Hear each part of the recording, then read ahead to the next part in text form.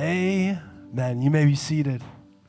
Well, as I mentioned before, Pastor Scott is making his way across the pond, and this morning we have the privilege of having one of our other ministry partners here with us this morning. Some of you might know him. He's been around for a little while, but if you don't know him, I'm excited to invite Ian Croatto up this morning. He works at, he'll tell you all about it, but he works at YFC downtown, and we're really just excited for you this morning. Oh, it's Plan to Protect, right? Side hugs, right? Adult hugs.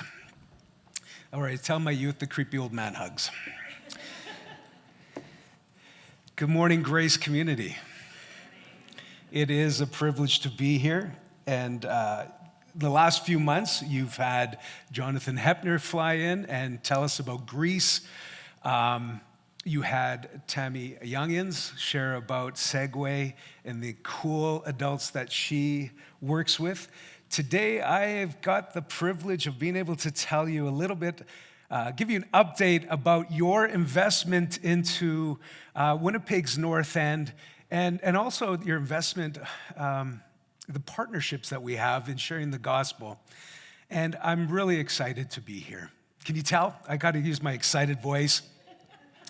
But for those of you, I'm the friendly neighborhood missionary. They come from exotic places and work with cool university students. I used to be known as Ian Croatto at Grace Community Church, and then it was Ian's, Rachel's husband. And now for most people, it's often I'm referred to as, well, Robert and Amy and Hope's dad. So I've so if you're wondering, my name is Ian. So for some of you, there's a lot of new faces, and so I want to welcome you here. To understand the ministry that I'm part of in Workforce, we're located at 467 Manitoba. And we have this, it's almost, I wish I could take credit for the concept of Workforce, but it was birthed out of the heart of a fabulous lady named Beth Wilton. Does anyone here know Beth Wilton? She finished, please, oh yeah, of course. Darlene has been longtime friends. But over 20 years ago, she was looking at ways of how do we engage youth in meaningful ways where we can permeate and become part of their lives while also walking with them and giving them really good social skills. Or, well, try to impart skills that they can use, whether it's employment. Now, to understand our ministry, you really have to understand the neighborhood in which we work in. And so I did a real cursory, quick Google search on William White in the core.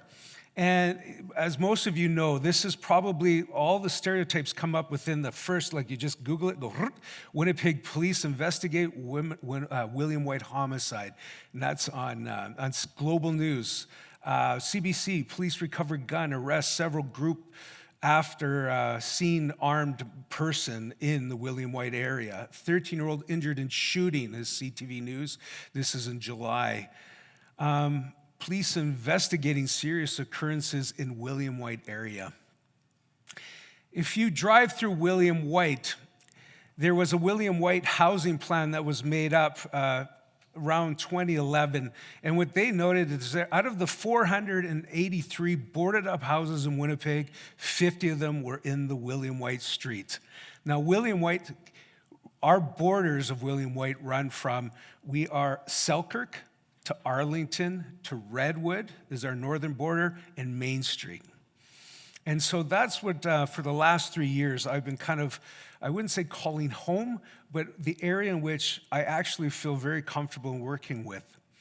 Now, what's really interesting about William White is that the average median salary, when a study was done by the Department of Urban and Inner City Studies, they said less than half of the median household income in William White is on an average $24,756. The neighborhoods in the North End, they also have the youngest populations. William White has 34.9% of youth under the age of 19. Now, to understand a little bit, we know that these times have been really tough, and it's really affected so many of us. but definitely not in the same way as others. And we have to be aware of that. And CBC, Teagan Baudet did a report on June 22nd. This is 2016. And they just said, you know what? They found that 65% of Winnipeg's inner city residents have poor access to healthy food, either because they're too far away from the grocery store or they can't afford food at a nearby store.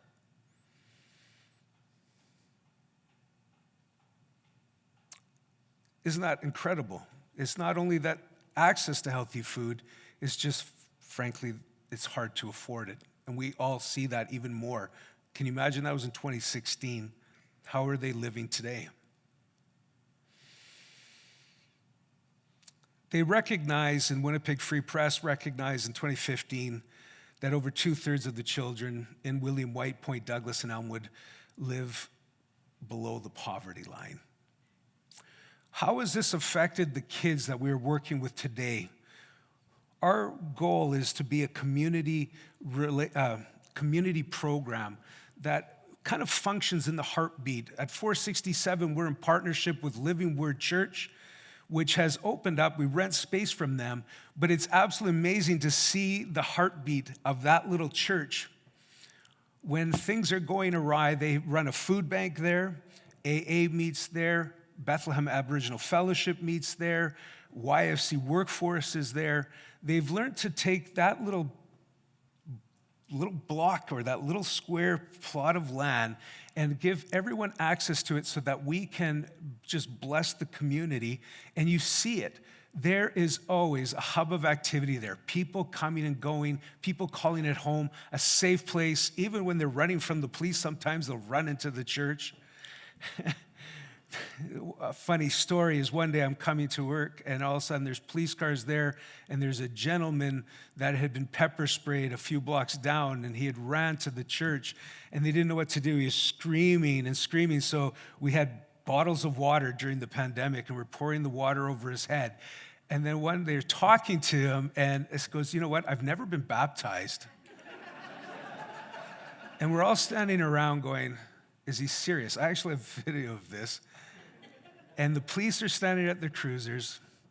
And finally, the pastor, Paul Winters, goes, well, you want to be baptized. You know what that means, to put your faith in Christ and follow him? And the gentleman says, yeah. And he was just running after being pepper sprayed. So they got a big bucket, and in front of the police, everyone baptized him in the name of the Father, Son, and the Holy Spirit. It is never a dull moment in William White. Let me tell you that. Now, the interesting part is this, is that that's a really bleak side of it, but I also want you to know that there is something, just a beautiful community that's birthed out of there. I haven't met people as passionate about their community of William White as those that are in there. When I go to North End renewal meetings or we go into board meetings, the people, they don't just live there. They are passionate about making a difference and fighting for their families to have safe places, to have communities where people can walk the streets. So in actuality, William White is a battle zone for the hearts of people. Now, there's one stat here from the University of Winnipeg, Shauna McKinnon, when she was doing a report. They said in William White, more than 40% of the people over the age of 15 report having no certificate, degree, or diploma, compared with 17% of individuals in all of Winnipeg. 40% over the age of 15. Where I'm wanting to go with this is today just inform you a little bit about something. I want you to leave here and do a little bit of research, because if you put up the slide there, we'll get the first one up there. One of our logos that was about 3 years ago, we were changing kind of the branding, is that little communication box. And that little communication box signifies kind of like, how do we dialogue with people? Because we know that communication is reciprocal. It requires relationship. It requires proximity. And what we're finding when we I want you to look into something called adverse childhood effects. Because what we're finding is with the youth is that at some point with all that's been going on from their general lives in their homes, experiencing of violence, abuse, neglect, they've witnessed violence in their homes and community. They've had family members attempt or die by suicide. There's substance abuse problems, mental health problems, instability due to parental separation, those things where they're coming home to either one or no parent. These are adverse experiences that in 1995, they realized that when you look at them and they add them up on a scale of 1 to 10, where people would say, if I have one or more of these adverse effects or traumas in my life, they started to recognize in the 20-year study that it could have an impact of decreasing a person's life by 20 years, life expectancy. What we're finding out is that the kids are living with, when we face trauma or anxiety, we ramp up, our bodies start something with adrenaline, and it ramps us up, and we either fight the situation and act, or we run, and it's a protection mechanism. And what happens is, in most of our lives, we've been able to find safe places, whether it's the church community, people that we trust, that one particular person that listens to you and hears you out, where you're able to bring yourself back to that state of being able to regulate what's going on in your body. What they're discovering with the youth today is because of the anxiety and the traumas that they're facing at every moment, that their bodies are constantly in that state of fight or flight. And what they're finding is that in their situations of the conflicts is that after a period of not just days, but going on years where the kids are constantly feeling that way, that it's actually altering how their brains function, it's altering how their executive functioning, how they're able to cope. So when I ask some of the kids in our classes, what do you dream of? What is your hope? It is not uncommon to some say, I don't even expect to live past 20, 25. It's like a foreign question to them. And so what we found is that in the study, the outcome says that we can have an impact on these adverse. It doesn't have to be defined, or it does not have to define the individual or these youth, but it can be prevented and reduced by what? A supportive, responsive relationship. They said that the capacity of the youth, if you go to the next, or 2 slides over, there we go. They said when they look at these studies of kids that are able to overcome and develop capacities and resiliency to survive and thrive, they said the top of the list in all the studies was there was always the presence of some kind of supportive relationship. Think about that. Think about that. Take time, whether it's your spouse or your partner, hug them, go, thank you. It's amazing the impact of being heard and listened to. It's having that one person that'll walk through the darkest times, that'll give you perspective.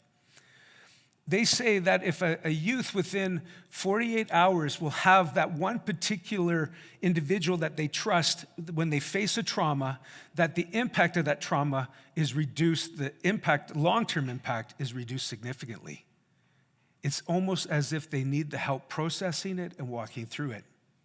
The other thing is that we can prevent the effects of these traumas by strengthening core skills.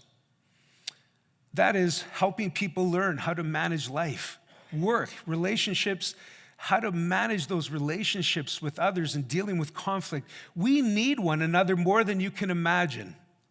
It's amazing how I take for granted of just being able, how much do I process when I come home and just talking to my spouse or my friends on what the day was like and how it puts things into perspective. They help us. They help us in changing our situations. What's interesting is no one is born with these skills. The third thing that we can do to impact it is reduce the amount of stress. They're saying that if we can create communities where kids can come and they're accepted regardless of gender, religion, all the things that we use to divide and identify people, if we can just simply say, come and find a safe spot where you can talk, be heard, listen, that starts engaging in relationship and the possibility of really good questions being asked. Now, this is where I'm going with this. If you go to the next slide here, you're going to just see. This is what Workforce is about, is providing that safe place within William White, and our goal is to go beyond, where kids can explore, have opportunities that, if I were to ask you, how did you get your first job? Many of you, how many would say, well, it was my father had a connection, or my mother had a connection, or a friend? How many had a connection that got you your first job? Yeah? I know that was my case. I can't overestimate the power of just listening and being heard, and listening and having the power of giving them the opportunity to speak. Workforce right now, if you go through, you can keep going through. This is what the power of what we have at our disposal. Let me have a drink here before I get myself in trouble. Not only do we have the science behind us, but imagine when you take the very nature and person of Christ who lives within each of us, and you apply that to the different places where you go and the people that you encounter. Our goal and our mission has always been to see every young person living fully in Christ.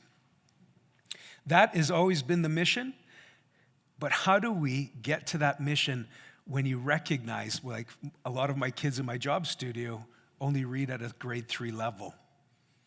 Most of them are not even in school. When you talk about attention deficit, it is really difficult to have a conversation where you can carry. We have to do small groups. Everything is very intentional. What Workforce does is, if you keep flicking through the pictures, it's based on mentorship. And Dixie Berdine, for the last couple of years, I started with Workforce in 2019, and really was asked to be the director of it in the spring of 2020 when the pandemic hit. Not only did the pandemic hit, but also 2 of the core staff, one retired and one went into a different ministry of YFC. So I was by myself. And so a lot of you who have been incredible supporters of me have probably got my letters saying, please pray for the workers. Please pray. As you know, Youth for Christ, to be a missionary and to work at Youth for Christ, you have to raise your own support. And so it's not just simply going, hey, I have this much money, I can pay you this salary. It's really where you're going, God, you see this need, you need to speak to hearts, you need to do something that is so beyond me that it's only you that can put it together. Well, later on in the spring of 2021, Dixie Berdine came on, and she has been an incredible addition, and I want to thank you for praying. She understands the trauma that the youth have gone through and is trauma sensitive. She understands the youth and has an incredible gift of bringing people together for a common goal, and that is to minister to the kids. There was a picture of her. She led a team of 6 summer staff this past summer, and we had 65 youth that were registered. And what we do is Summer Workforce is one of our programs in which we connect with local businesses, residents. We have a grass cutting business or a program.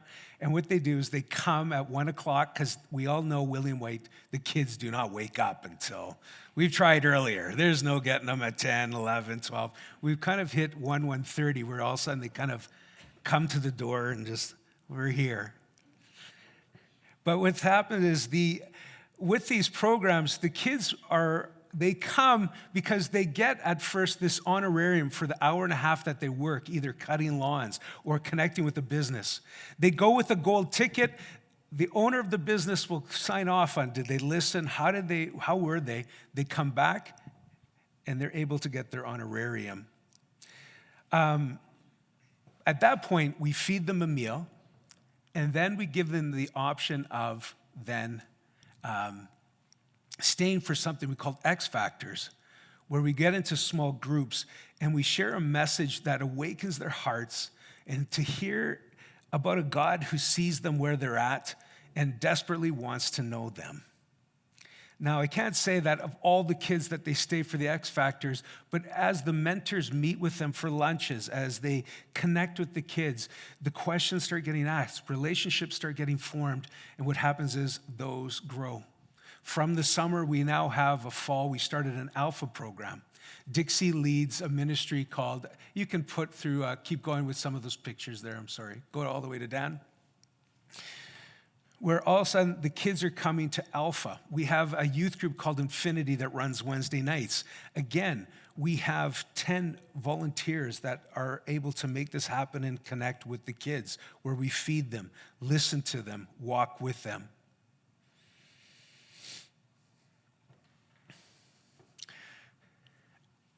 Dan Benson, some of you, when I first got the phone call from Dan, he said his wife was doing her medical practicum in Winnipeg, her residency, and that he knew nothing about YFC, and that he just saw it online.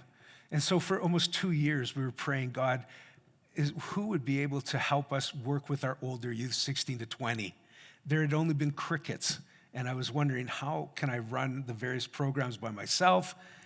Then one day I get this call from him saying, I'm coming to Winnipeg. Can you tell me a little bit more about what you are about and Workforce is about?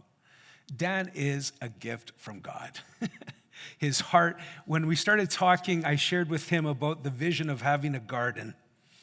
And so one of the things that we started, not this past summer, but the summer before, was taking kids from ages 16 to 20 and putting their hands in the mud and working and trying to see and keep something, to grow something and keep it alive.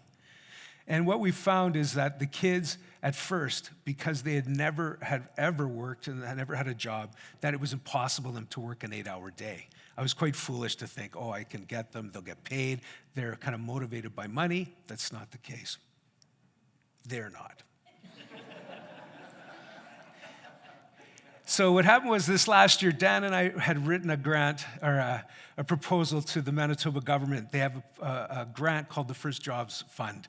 And we put in there that our goal was, rather than just to employ, because what happens, I found I can find jobs for kids and youth, but to keep the job is a whole nother story, right? To have them show up. So we put in there that we're gonna build their capacity and resiliency and develop that. And so they had given us a grant for, this year was $55,000. And what I'm gonna do is, these are some of the pictures from the garden. And this is just a clip, a 5-minute clip. It just gives you an insight of some of what goes on there. Can you play that video for me, please?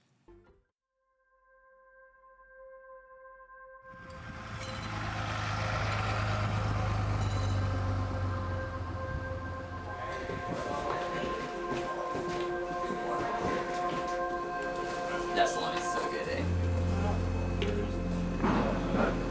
Ian, oh, yes. Oh, you want to get a knife? Why? I don't know. But I woke up at 4:30 and now I'm off to bed and didn't get up until like 8. What time you go to bed, right? Time did I go to bed, Justin? I don't know, I just put it around 3. Then woke up at 5. 5? And then did you stay awake or did you go back to bed? I stayed awake. What the heck? Little carrots, baby carrots. Yeah. You guys eat baby carrots if I brought them? Yeah. So the garden program was designed because we wanted to provide an opportunity for youth to develop work skills while at the same time learning about our Creator. And what better place to do that than in the outdoor setting of a garden, where we're learning how to grow things, harvesting things, learning about where our food comes from. So for lots of our youth, this is their first full-time 8-hour-a-day work experience. And so we wanted an opportunity where they could not only develop work skills, but we could work alongside them and help develop those skills with them. Yeah, so this garden has been a huge blessing for us in that sense, where we've been able to drive out there with them. they've had the opportunity to get outside of the city. Just get out, experience creation a little bit, and throughout the day we learn about work, building good work habits, get to learn about growing food, and get to have conversations about our Creator. We're gonna go check on the garden first, do some weeding and stuff. Are you kidding? Oh, fun stuff though. So we'll go do some weeding, and then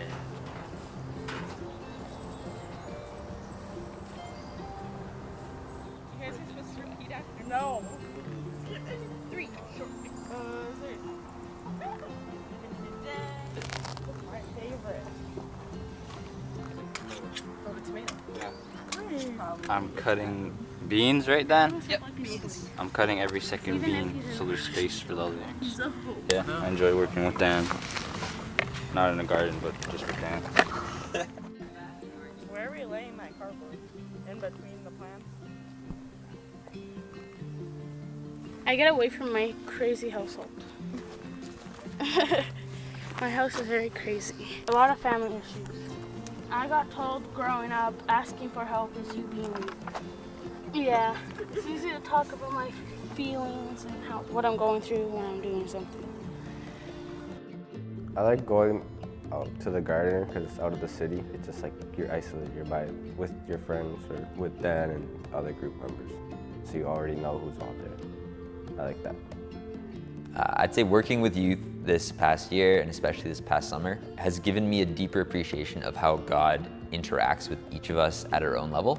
And being able to work with the youth, not just for a couple hours at a time, but for an entire day, 8 hours at a time, I get to see them at their highs and their lows, and we get to have lots of different conversations. I'd say the biggest thing I've learned is just an appreciation of how God meets them where they're at.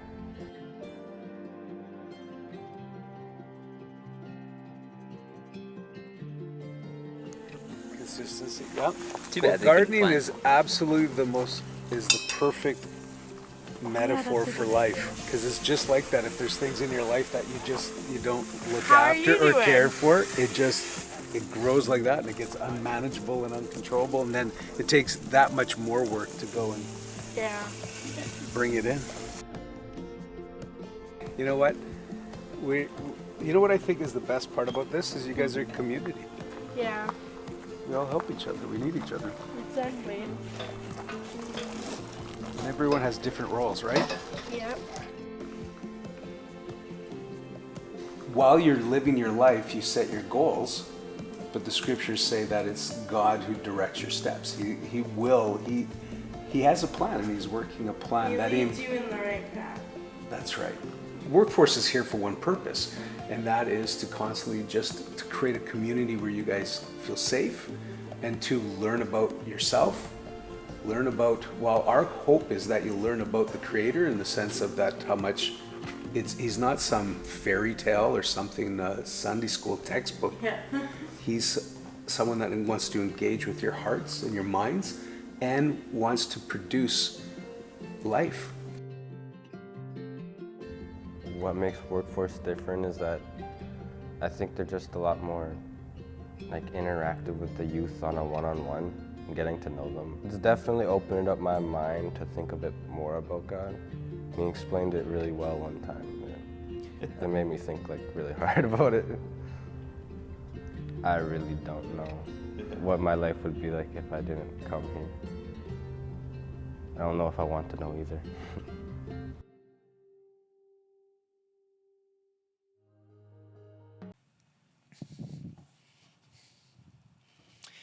Uriah has been part of Workforce for the last 4 years.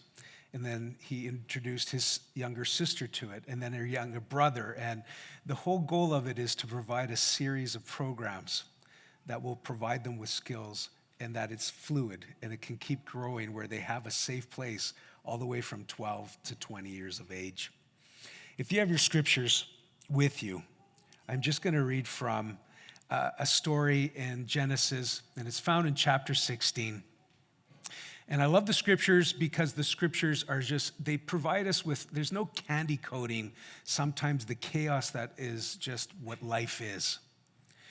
And one of the best parts is of working with the youth is that you can't candy coat anything. Life is real, it's very raw. And so when I was reading this story this morning, it's about Sarah and Abram who have been given a promise by God that he is going to bless them. All they know is kind of foreign gods. They don't know of God as a triune God. They don't know God as a single God, one deity. He would have come from a history and a culture that worshiped many gods. What I found so fascinating about this is that this one particular God, the one we serve, speaks loud enough to his heart to meet him where he's at, to draw him on a journey that took him out of the comfort of the land of Ur in Mesopotamia to go to some place. In Hebrews 11 says he had no idea where he was going, but the voice had spoken loud enough to his heart that it caused him to act. Now, we love to think, well, it says that he listened and believed what God had said, and it was credited to him as righteousness, that he was going to do a new work. Something new was coming through his lineage. And we like to think that everything goes really well, but in this story in chapter 16, the story goes to where Abraham is getting old and so is his wife, and the thought of having a child through that as promised through his lineage was growing and fading into thin air. So Sarah has this idea. I have a maidservant, my Egyptian slave. Her name's Hagar. Why don't you have her as your wife, sleep with her, and she'll conceive a kid. What I love about it is says in verse 2, at the end of it, it says, and Abram agreed with Sarai's proposal. So Sarah, Abram's wife, took Hagar, the Egyptian servant, and gave her to Abram as a wife. And then it says that he had relations with Hagar, and she became pregnant. But when Hagar knew that she was pregnant, she began to treat her mistress, Sarah, with contempt. Because at that time, to have a child and to be barren was to have this, you were not favored by God, and to be fertile was to be favored. But I love it here in verse 5. Then Sarah said to Abram, this is so real. This is all your fault. I put my servant into your arms, but now that she's pregnant, she treats me with contempt. The Lord will show you who's wrong, you or me. How real is that? This is an ancient text. Have you ever had that conversation? Maybe it's just me, but God, show me if I'm wrong, or show if she's wrong. Somebody's wrong here, but this is a mess. And it's just a chaos that Hagar never even asked for, to be in this situation as the slave girl. So in verse 6, it says, Abram says, the slave is in your hands. Do with her whatever you think is best. So Sarah mistreated Hagar, so she fled from her. In verse 7, this is the key of the theme of what I want you to encourage you with. Because it's the very thing that is the greatest gift that we have at Workforce in sharing with the youth of a God who sees you. And it says in verse 7, the angel of the Lord found Hagar near the spring in the desert, and it was the spring that is beside the road to Shur. And he said, Hagar, slave of Sarah, where have you come from and where are you going? I'm running away from my mistress, Sarah, she answered. Then the angel of the Lord told her, go back to your mistress and submit to her. Then the angel added, I will increase your descendants so much that they will be too numerous to count. The angel of the Lord also said to her, you are now pregnant and you will give birth to a son and you will name him Ishmael. And it gives us a bit about the type of character Ishmael will be. Now, in this desert, as she's running away, God sees her. And what I love about it is one of the first parts of Scripture where somebody is actually named God is given into the hands of an Egyptian slave girl. And she gave him the name to the Lord who spoke to her. And the name was, you are the God who sees me. For she said, I have now seen the one who sees me. That is why the well was called Be'er Lahroi. It is still there between Kadesh and Bered. This is one of the greatest things that I want to be able to encourage you with today, is that regardless of the situation and the chaos of, say, in home or your family, your jobs, maybe even the anxiety and the turmoil of your own mind where you're going, God, what's going on with me? Is that even in the situation with Hagar, God sees her. He gives no regard to status in life, who you are, where you're from. If your heart and ears are attentive, he will speak to you and he will engage you in relationship. It's the same as what Jesus said, ask and it will be given, knock and the door will be open, seek and you will find. That is the God that we serve, that he pursues us. What I'm inviting you today to do is when you go from here, is I want you to think about that. If you're feeling alone right now, if you see people are alone, this is the confidence that we can have in our scriptures, that you can remind them that God sees the situation.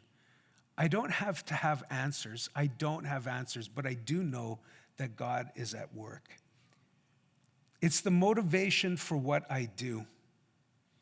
It has been part of what this church has meant for me. 39 years ago, it was these altars here where I came to faith. It was this community, these places here where I was able to bend my knees and pray to God. There's times here where I stood there where my father's casket was here and there was a community of believers that prayed for me. Jim Logan, there's times I have pictures where I'm standing here praying because my back is so sore and I don't understand it. And we just asking God to heal, only to find out I need hip replacements. That question, where'd you come from, where are you going, is the question that God will ask you. And that's what he asked me when I was on the couch recovering from my hip replacement. Where did you come from, Ian? Where are you going? And that's when he slowly spoke into my heart and called me into the ministry of workforce. There's times where there's going to be so bleak and you don't understand which way is up. But I want you to remember today that he is the God that if you seek him, you will find him. Let's bow our heads in prayer. Father, I just thank you that workforce is a gift. This church has planted seeds and invested money, time, energy into giving towards this ministry. And so, Father, today I just pray that they would recognize from the baptisms, the kids that are being ministered to, kids who are finishing, they're graduating high school, that they're the first in their family ever to do it. Kids who are being cheered on in their struggles. Kids who are feeling so alone as they've been sexually assaulted and having someone to walk with them through the process of that trauma. God, the investments here are going into lives. And so, Father, I just thank you for this congregation. I thank you for their heart, their sensitivity to care for the orphan, the widows, the foreigners, as you have called us all to do. And so, Father, I just pray blessing upon them. And so, Father, I just thank you. And today, as people may just take time to come and bend a knee, to seek you, to recognize that you're as close as the whisper of your name, that Jesus, they would meet with you today and know that you are the one that can speak to the anxiety that speaks. You are the Prince of Peace. So, Father, I just thank you for this group. And I pray today that we would go, that the Lord's face would shine upon us, be gracious unto us, and so that we can go and bear your image faithfully to the world around us. In Jesus' name, amen.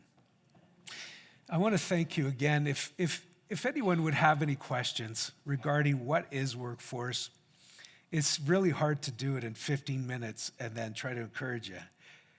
It's one of those things where it requires the communication box. So if anyone at any time, feel free to come talk to me about it. We need prayer. We're in a battle zone. 2, we need volunteers. It's what makes it happen. If God may be speaking to your heart that it's time to go out of your comfort zone, there's lots of ways that you can be involved. And the food shortage, if you can make a casserole we have a big freezer that we got through a grant that we'd love to fill so that we can feed the kids. So feel free. I don't bite. I'm a hugger, but I don't bite. Anyway, God bless you. And I will be here at the front if anyone would like just to pray. That's really what this sanctuary is about, right? It's community coming together. But to meet and hear what Hagar heard will change perhaps your family's history, your history forever. So spend time with him. Have a great week.